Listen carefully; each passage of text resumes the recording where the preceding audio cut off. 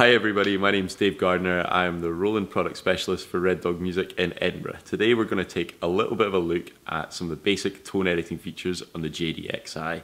This will be the first of a few videos looking at this synth and we'll get into a bit more detail as we move through. So I hope you find it useful. Enjoy! So as we all know, the JD-Xi has got hundreds of preset sounds built into it, all of which can be edited very easily from this range of controls on the top panel. So we've got things like a filter. I've got an LFO, which is great. So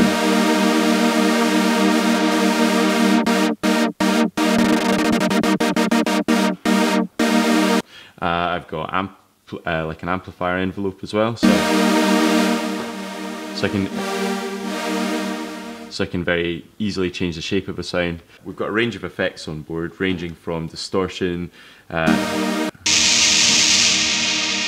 right through to sort of modulation type effects.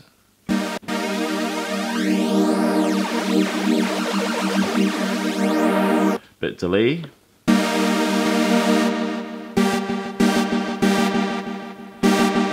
And also really nice reverb as well.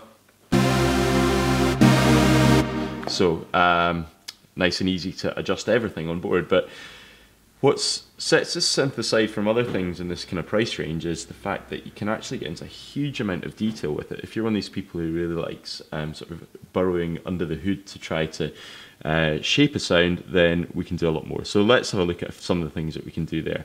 So while we're in this sound here, I'm just going to go into my what's called my tone edit settings. So to do that, just press menu and we just cycle through to tone edit.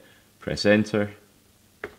And then all these things we can start going and changing. Now you'll find that most tones on board are actually made up of several parts or oscillators. So this one actually though, coincidentally, is only made up of one. But we can switch on other parts using these buttons.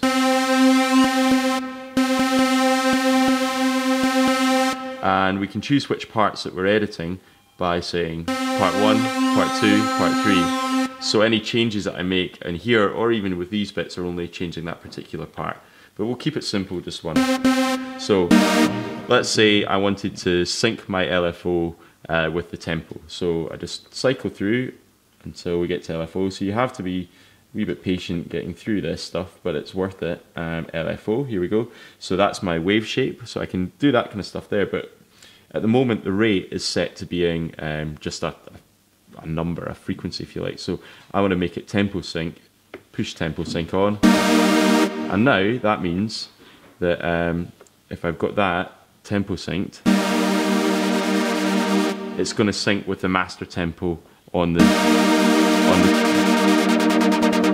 keyboard. So I can make it change my low, have triplets or whatever. So that means now if I put a rhythm on, oops, sorry. And then I can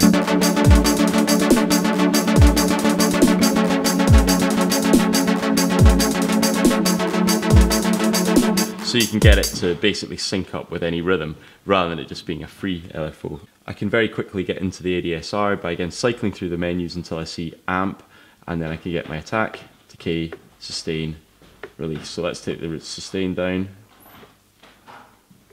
And we'll turn the release up.